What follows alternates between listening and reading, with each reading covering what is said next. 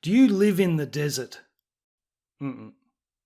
Are you constantly getting bothered by husks that don't burn up in the daylight? Well, we have the product for you, the Wellermatic 3000. The last thing we want when the sun rises is to come out of our house and find husks roaming around everywhere. So the Wellermatic 3000 uses a daylight sensor to detect when the sun rises, and when that happens, it reveals a turtle egg, which the husks cannot resist, and they all rush to their deaths. And how much will you pay for the Wellermatic 3000, you might ask?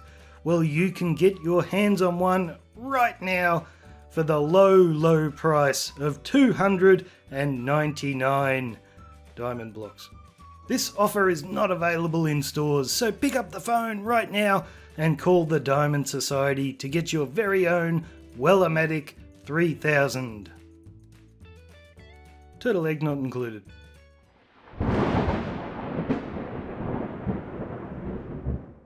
G'day folks, it's Cortezerino. Today we are doing something huge. We're doing the Nether Hub. Now the obvious question to ask is, Cortez, why are you doing the Nether Hub? You didn't build any of this. Well, the guy who was building this is on extended vacation and may not be back this season. So a few of us got together, we had a little chat, we're going to take it over. And I was the silly one that actually had an idea of what I wanted to do here. So I guess that I am taking the lead. But it's not just going to be me. Curly Mally is going to be my lieutenant.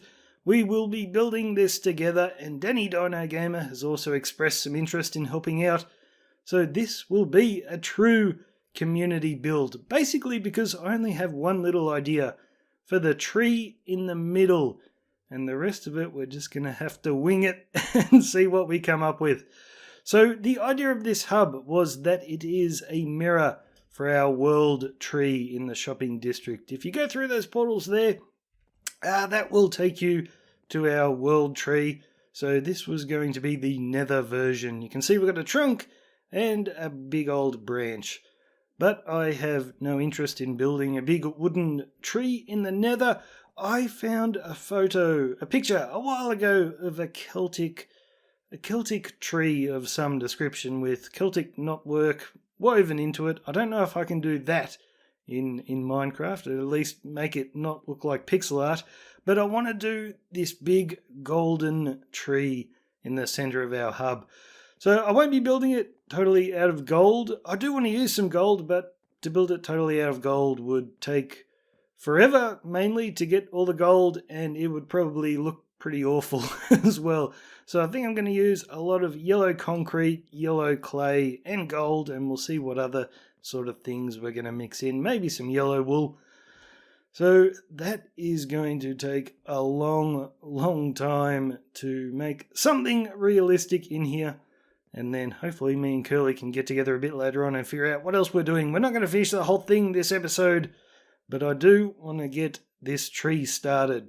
But before that, there are a few things in this hub that have always bothered me, and since I'm taking the lead now, I think we might change them. One of them is, when I run around, I like to do the run and jump, so I can move really quickly, but as soon as you go down these central columns here, the height of these little things is a real painful thing. So I'm going to take the tops off all these little arches. Don't know what I'm going to do with them later, but we're going to start by taking the tops off.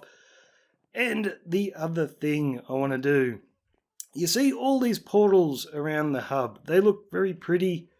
The problem is 90% of them go absolutely nowhere. I think there's about 3 or 4 that just open up into the ocean. And this one, at least it says something, Persian Shore. So if you go through, you know you're going to end up round about Persia. But there are other ones that the sign says what is that portal over there and what that one is, but you have no idea what this one is. Is this even going to take me anywhere? Probably not. Where are we? Oh no. This one's okay. This one's okay. This is Angel's underground base. This is pretty cool, actually. It's a big cavern that stretches forever. But he didn't actually dig this underground. He built this on top of the ground, and then built all these caves over the top and covered it in dirt. So that's pretty cool. We will leave this one, but I might put a sign on it saying Angel's base. Hwah! Hwah! Go away! And there is one other thing that I want to do before we start building the tree, because I'm still trying to design some stuff in creative, so I'm not going in there completely blind. I want to fix my AFK netherwart farm from last episode, because we had the problem with me getting hungry, and I came up with a solution, but it turns out that solution wasn't the greatest. So originally I designed this so you would have a stack of netherwart in your main hand and a stack in your offhand, and you could go up there, plant all the netherwart, come back, and then some droppers would spit all the netherwart refills down a little water stream that runs underneath these cobwebs, and we'd pick them all up for another trip. But when I discovered that my player was getting hungry, I changed it so we could refill at both ends. So we've got another dropper here, spitting items down this way, and they get stuck at this block right here. And then when I get to this end, the piston below that ice block lowers, and the items come through here and shoot down these water streams, and I can collect them. And that way I can have food in one hand and get refilled with netherwart on each side and keep planting. But what I discovered is I had to have the netherwart in my offhand and the food in my main hand, because if I had the food in my offhand, I'd finish planting netherwart and I wouldn't automatically eat. And I think it's kind of the way you're looking, because I was testing it out. If I was looking down and I finished planting netherwart, I wouldn't eat, but the second I looked up, I would eat. It was really weird, but I never look up in this thing. So we had to have the food in the main hand, which meant if I ever ran out of netherwart in the offhand, it would never get refilled. And the problem with my refilling system here is, I guess, like I've got the netherwart shooting down the edges of this water stream, and they just keep going under the slabs and continue straight. But there is a tiny chance that one or two netherwart might miss the slab and shoot off down there, which wasn't a big problem when I was getting refilled on that side, because they're coming at me one at a time. But here I'm letting them all go at once. So if that off chance happens and they shoot off in the wrong direction, I don't get refilled, I run out of netherwart, and I continue in the farm planting nothing. So the solution was pretty simple. A couple of people suggested it. Just put a regeneration beacon here, and then I can be hungry and I will never die. The problem is the farm is too big. I've already got my regeneration beacon in. And yep, you can see top right hand corner, there's the icon. But if I'm up either end of the farm and I'm hungry but the regen is keeping me alive, as soon as I get up to this end, I'm going to die very quickly. So the choice is, do I add a second beacon with regeneration to cover this whole area, or do I make the farm a little bit smaller? And I think, like adding the extra beacon would be the smart idea. But I may make the farm shorter in case I want to do a tutorial. I'm not sure. No. Okay, it's Cortez. I'm going to go for the easy version. We need another beacon. So most of the portals have been demolished, and I haven't completely taken this down because I'm not sure how much of it I'm going to keep. But I've gotten rid of that little bit in the middle so I can run around really quick. But the building of the tree has commenced. And I need to keep my bow at the ready because we are getting gas here. It's not too bad. We're only getting them every now and then. But I have to be ready. So this is the colour palette I am going for. It's mostly the yellow concrete. But we're mixing in the gold. And I've also got the yellow clay. And the idea was I would have the gold as highlights for the tree. And then the yellow clay terracotta in the darker bits, but I don't think the clay looks that good. I mean, it's not too bad down here, but in a few other spots where I've mixed it in, it doesn't really look that great. So I think like, I reckon the gold looks fantastic with the textures I'm using, the soon-to-be default textures of Minecraft. So I think I'm going to mix in a lot more gold than I'd originally anticipated. So that's a lot of gold to get, but Curly, like, I just arrived here and Curly Melly has stocked this place up completely for me. We've got tons and tons of yellowy things ready to go.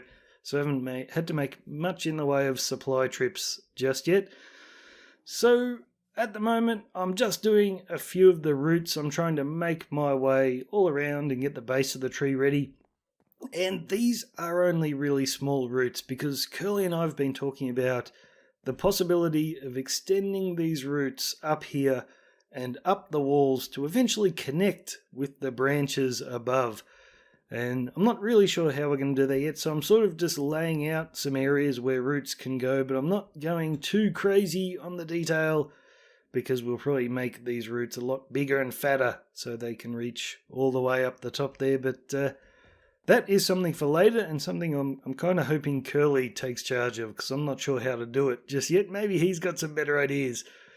So I'm going to continue around the base getting these roots in, and I think I'm going to go for a pretty narrow tree. It's only going to be about the width of that wood over there, so I'm going to have to get rid of most of that wood.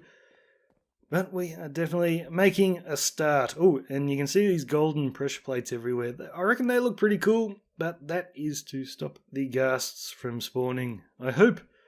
But this could be a very dangerous place when I'm done.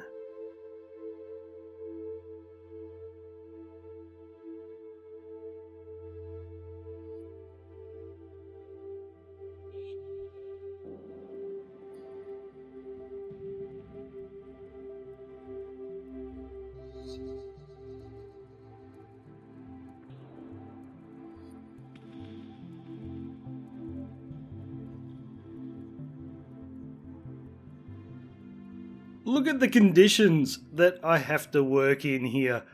Curly has come along and he's started on the outside here. This is looking pretty awesome. But he's also digging out. Well, he's not digging out. We've got a TNT duper hiding around somewhere. He is blowing up everything underneath the tree and he's going to extend it down that way. It's going to be very cool. But it is a little bit dangerous right now for me. See, I've nearly done the tree. I've done most of the branches. I'm just doing the main branches and we can do smaller branches off that a little bit later. And I think I've got about 2 or 3 more branches to go and then I'm done. And then I've just got to sort of seal up the top of the tree. The problem is with Curly's construction, we are getting ghast spawn now, so everything where that hole is, all around here, it is definitely not ghast proof. So while I'm up in the branches there, I'm pretty much like, that yellow concrete isn't overly blast resistant. So I've been behind the concrete, I've started putting a lot of stone bricks, so if we do get a bit blown out, it's not too difficult to see where it has to be replaced. So I think I will finish the rest of this off camera. There's not that much to go. We're nearly done. A couple of branches and just cleaning up the top of the tree here. As far as leaves and all that go, we haven't figured out anything for that yet. Just doing branches. But the 2 reasons are, first of all, it is super scary for ghasts now. I don't know what is going to spawn when, and this stuff, yeah, because of the blast resistance, I don't want to spend ages building a branch just to have it blown to pieces. So we'll try and see how we go, but we may have to wait for Curly to spawn proof a bit of this stuff. But the other reason, the main reason, because Curly's doing all his work here now, I don't want to give it all away in spoilers. So we will do the finishing touches off camera. But I have something to do at my base anyway, because I've heard about this awesome new product, the Wellermatic 3000, and we definitely need one at the base. So the base is pretty far from everything here, except for that little bit of desert right over there. That is a husk spawning hotspot. So I wouldn't mind putting a little Wellermatic 3000 up there somewhere. But before we do that, we need to figure out what we're doing with this area down here. Oh no! Phantoms! My bed is out in the open. Will I be able to sleep? Actually, where's my looting? I have not got any of that that phantom membrane yet. Now I have. Ooh, they hit hard. I'm getting out of here. Oh no, now my kitties are following me. I can't leave. Sit. Oh, they were going to make it that phantoms are afraid of cats. It looks like they haven't done that yet. Why are you guys all standing? Is it because I'm under attack? Are you trying to help? You good kitties. Come on, Phantom. Nah, I'm just going to sleep and let this guy burn up. You know, I really dislike phantoms. I didn't vote for them when we were able to vote for the new mob that was being introduced. I voted for the little animal thing that would eat items.